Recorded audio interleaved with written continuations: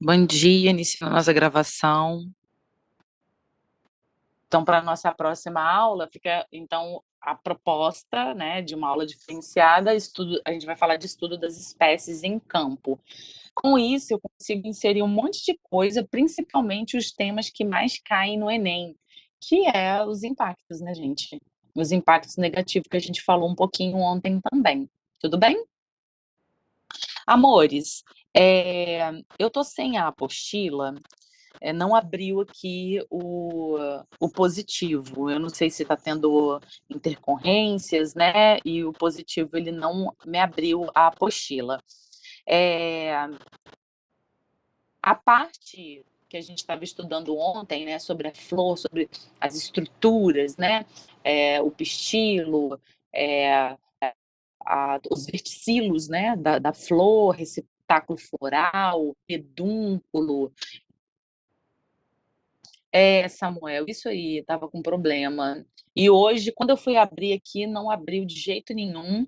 E aí, assim, eu vou, né, naquilo que eu lembro que estava na apostila, e a gente vai tocando. Só a parte de reprodução que eu vou deixar, que aí eu preparo um slide e aí eu vejo isso. É porque assim, eu vim com slide direto. Aí eu falei, vou usar o material para eles acompanharem também, porque senão dá aquela sensação de que não está usando o material, né? Que a professora não está usando o material daqui para a gente acompanhar, então eu estou intercalando, estou fazendo slide, já fiz slide para caramba, e também estou fazendo o espelhamento do material de vocês, tá bom? Dos assuntos. É, e aí, a gente está falando das angiospermas. Gente, 90% das plantas que a gente vê são angiospermas. E elas tiveram um sucesso muito grande no ambiente terrestre. Esse sucesso, ele tem a ver com o quê? É, eu não estou vendo ninguém da turma,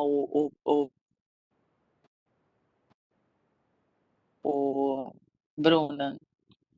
Os grupos, assim, não estão.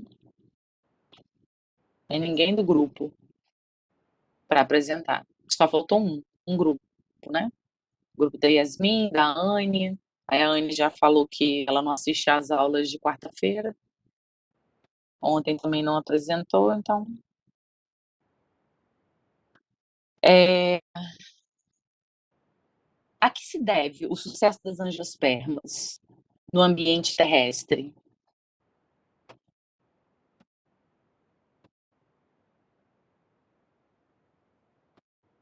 Tem a ver com a reprodução dela, mas o quê? O que especificamente?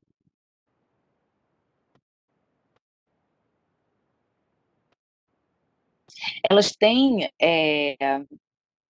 esse mecanismo, Samuel, mas o fator que faz com que ela tenha tido o maior sucesso comparado aos outros grupos das beiófitas, lepidófitas, é o tubo polínico. Né? Tubo polínico significa dizer que ela não depende da água para sobreviver, não é para sobreviver, ela não depende da água para fazer a sua polinização, tá? Ah, professora, a gimnosperma também não. Tudo bem, concordo. São as duas que apresentam, né, o tubo polínico e que isso faz com que elas obtenham um sucesso maior. Contudo, a angiosperma é o grupo que possui mais. Por esse motivo aí, o maior sucesso, né? Por esse motivo que Samuel colocou. Ela apresenta flores, né? E frutos. Frutos, as gimnospermas não apresentam. Então, esses frutos são atrativos. Ah, professora, qual a diferença da flor e do fruto? A flor, né, o verticilo, a gente viu que ele é, é uma proteção da parte reprodutiva, né, uma proteção que é o cálice e a corola, protegem ali o gametófito, né, que a planta inteira é o esporófito. Então, e aquela parte ali dos que produz os gametas vão ser os gametófitos, que é a parte reprodutiva, né, o gametófito. E esse, essa estrutura reprodutiva, os verticílios, são para proteger e também servirem de atrativos. Então, a corola, por exemplo, ela é colorida, ela é perfumada. A gente viu ontem na imagem do livro de vocês que tinha uma abelha ali, eu acho que a abelha na lavanda, me parece, né? Na plantinha lavanda, ela estava polinizando. Inseto de extrema importância, né? Já que a gente vai falar de besouros na próxima aula, os insetos eles têm um papel fundamental na polinização. A maior parte da polinização é feita por eles, ok? E cuidado só com o termo, tá, Samuel? Frutas. Porque fruta é uma forma muito comercial da gente falar. Lembrando que a abóbora é um fruto. A berinjela é um fruto. Ah, professora, mas eu não compro isso como fruta, eu como legumes. Legumes, frutas, são tidos como nomes comerciais para a gente comercializar, né? Agora, na biologia, não existe frutar, existe fruto, o fruto, né? Então, a vagem é um fruto, o pêssego é um fruto, né? A maçã é um pseudofruto, ok? Então, a gente vai ver depois essas definições de frutos, tipos de frutos. E o fruto verdadeiro, ele é o desenvolvimento, né, o espessamento do endocarpo, que seria o espessamento do ovário da planta que a gente come. Então, quando você está comendo uma goiaba, você está comendo o quê? Um ovário desenvolvido, né, com as sementes lá dentro. E aí o passarinho vai e pega aquela goiaba, come aquela goiaba. E aí ele sai daqui até, sei lá, ele percorre aí uns 5 quilômetros, né, e faz o cocôzinho dele com a semente da goiaba. Ele ajudou o quê? Na dispersão das sementes. E a abelha, professora, que estava nesse processo aí, a abelha fez a polinização. Então, outro dia eu fui numa plantação de morango. Já foram? Uma plantação de morangos? Eu fui ali em Pedra Azul, tem um lugar, Pedra Azul mesmo, Venda Nova, né? Indo para Venda Nova, na verdade. E aí esse lugar é ele produz morangos, e é muito legal de ver os processos. Então, a produção, os frutos do morango, ele tem época, né? Nessa época agora, é época em maior quantidade, e tem também a floração, né? A floração dele dá em outros períodos. A floração, a polinização, ela é feita por abelhas. Vocês já viram que há alguns morangos que são mais tortos do que os outros? Sabe aquele morango assim, ó, tem um morango, eu falei, eu tenho até um morango aqui, deixa eu mostrar para você.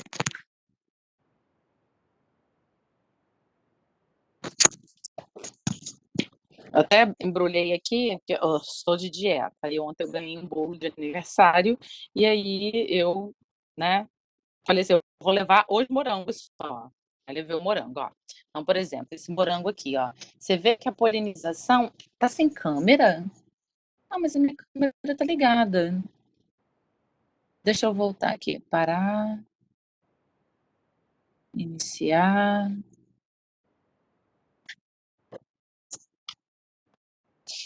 Eu liguei de novo, tá vendo?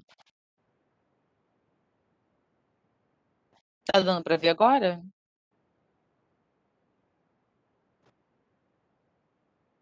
Tá travando? Mas tá me vendo? Então tá bom. Tá dando pra ver. Tá chovendo, gente? Porque às vezes quando chove que a internet fica ruim, né? Então, por exemplo, ó, vamos pegar esse morango aqui, ó. Esse morango, se você observar, ele tá certinho, ó. Ele não tá torto, tá? Alguns morangos são muito tortinhos, né? Os dois que eu tenho aqui estão perfeitinhos, ó. Esse aqui tá perfeitinho, tá? Vocês já viram alguns que são todos tortos? Que tem uns assim que são, né, mais bicudo, mais gordinho em cima. Já viram desse jeito? Então, o que que é aquilo ali? É porque o morango, ele possui, eh aquilo que você chama de semente, na verdade não é a semente, é o fruto. Ele é considerado até assim, a gente chama de falso fruto, porque ele é frutos múltiplos. É igual o abacaxi também. O abacaxi é frutos múltiplos. Então cada gominho daquele do abacaxi, do lado de fora, é um fruto. Normalmente são o quê? Um conjunto de frutos, né, chama de infrutescência. Então o abacaxi é uma infrutescência. Morango, né, seria frutos múltiplos. Então você tem inúmeros frutos ali, aquilo que você chama de semente, na verdade é um fruto, que lá dentro tem uma semente. A polinização, por que que acontece que alguns morangos ficam tortos? Porque a flor tem que ser feita a completa polinização. Então, se ela acontece artificialmente, por exemplo, o homem fazendo, isso faz com que aqueles frutos ali, eles se desenvolvam, eh, de maneiras diferentes, por isso que alguns morangos ficam tortos. Se eles ficam tortos, o problema é na polinização, que não foi feita completa. E o animal, ele faz completamente, né, a abelha. Então quem faz a polinização do morango é a abelha, é uma espécie de abelha africana e a abelha cachorro. Aquela abelha cachorro que gruda aí, que o pessoal tem medo dela, né. Quem tem medo dela? Alan ou Heitor? Acho que é Heitor, né?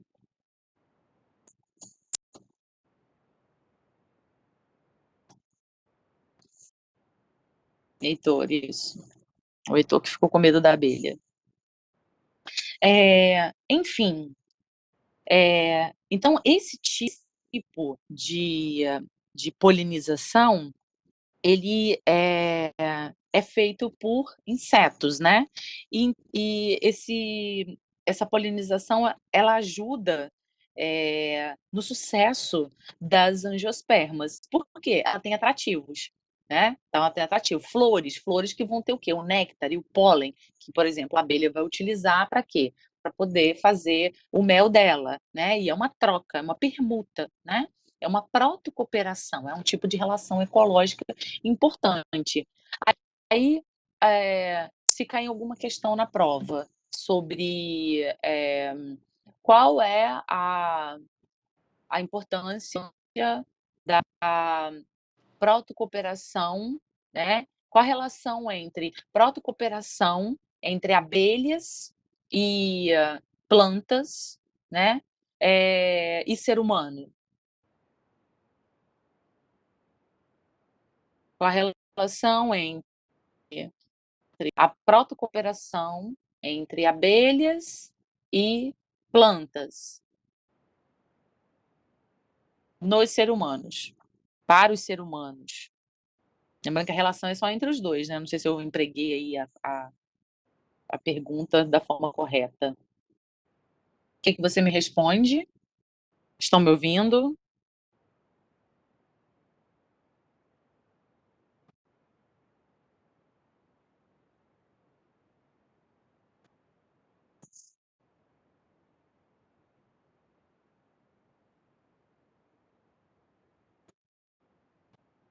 Produção de alimentos, isso aí, Luiz, tem a ver com isso. A necessidade desses animais. Em se tratando de inteligência artificial, já estão criando robôs para fazer a polinização, no caso da ausência de abelhas, de uma extinção de abelhas, porque aí certamente a gente teria inúmeros problemas, com a polinização, com a produção de alimentos, né. É, mas são formas de tentar, eh, diminuir a catástrofe. Por quê? As abelhas estão morrendo por quê? Por que que elas estão morrendo? Por que que elas estão entrando em extinção?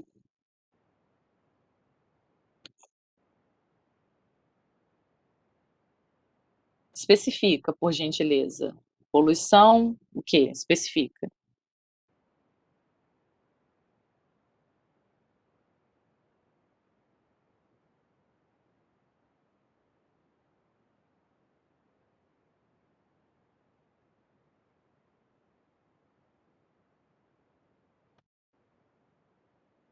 Isso aí, isso aí. Pesticida, né, que é um inseticida, um agrotóxico. Os agrotóxicos estão matando. Mas tem outra causa também, que está fazendo com que diminua o número de abelhas. Os eventos que têm acontecido, queimadas, isso aí. Destruição das matas, né, gente? Se você tem destruição das matas, que as abelhas, você parar para pensar, a abelha só vai tirar aquilo que ela precisa no cultivo, no plantio? Não, ela precisa de mato, ela precisa das angiospermas para florescer, que florescem e produzem o pólen, né, e o néctar que elas vão utilizar. O meu irmão criava abelhas e ele fazia caixas e botava no meio da mata. Na propriedade lá da nossa família, ele botava dentro da mata lá e deixava ela lá. Aí, passado um tempo depois, ele voltava, a gente entrava com as roupas especiais, né? Gente, elas atacam, nossa, sinistramente. É que era cada ferrãozada, só que não vinha na roupa, né? Mas elas entravam naquela telinha ali, dava um maior nervoso. E são as operárias que atacam, né?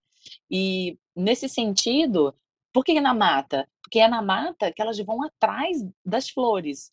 Eu contei para vocês sobre um produtor de mel nos Estados Unidos, que ele verificou que o mel que ele estava produzindo, que as abelhas dele estavam produzindo, elas tinham uma cor diferente, estavam saindo mel colorido. Então, mel laranja, mel vermelho, mel verde. Aí o cara ficou bolado, né? E falou, deixa eu ver o que está acontecendo. Aí ele foi para pesquisa de campo e foi atrás das abelhas. E lá atrás delas ele verificou que ao invés delas estarem indo para a mata, elas estavam indo para a fábrica da M&M's, naquela balinha que vocês gostam. E lá tem o quê? Corante. O açúcar é com corante. Elas estavam fazendo aquilo que era mais fácil, né? Estão me ouvindo?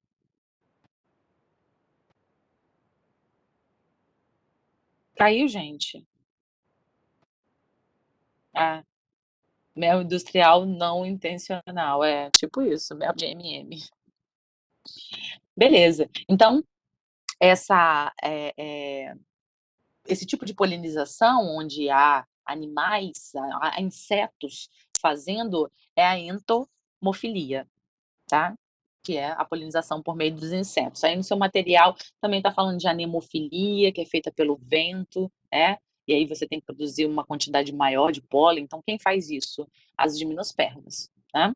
Temos também a cantarofilia, Luiz aí, ó, que é feita por besouros, tá? Besouros que fazem a polinização.